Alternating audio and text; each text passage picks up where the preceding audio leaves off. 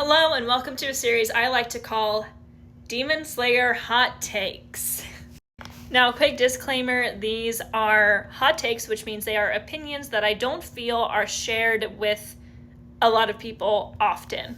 Based off of what I see online within the fandom and amongst my friends who also enjoy Demon Slayer, this is something that not a lot of people agree with me on.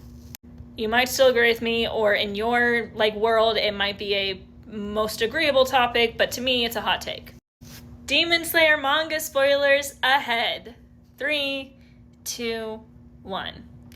I think Kokushibo is way better written than Akaza. I don't think Akaza is poorly written. However, I feel like Kokushibo is not like this super sad backstory. It's way more interesting and integral to the plot. Kokushibo is a person who just spends his entire life jealous of his brother. And he is literally willing to give up his humanity and everything that he ever held dear to him to try and overpower his brother. But at the end of the day, he was never able to do that.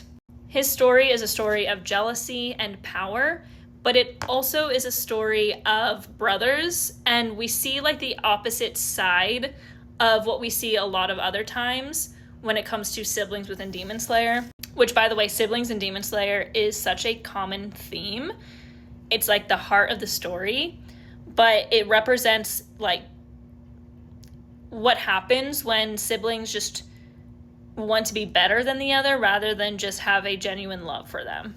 His story is not nearly as emotional as Akaza, but I think it's more a more interesting story. It's more well written because Akaza, at the end of the day, is a very emotional story, and I'm gonna sob my eyes out when I see it in theaters in a few weeks. But it is very similar to a lot of others, and while it is in itself also very well written, I feel like it's more similar, and it's more just there to tug at your heartstrings like a lot of other demon backstories, while Kokushibo's is there to progress the plot forward. It's there to represent a parallel of other siblings within the story, and I just find it so interesting. So I'm excited for movie 2 for a lot of reasons. One, I'm gonna cry a lot more during it because there are some things that are gonna happen in it that I will not be okay after, but I also think that Kokushibo is going to start to finally get some of the recognition that he deserves because I find him so interesting. Anyway, do you agree? Let me know in the comments.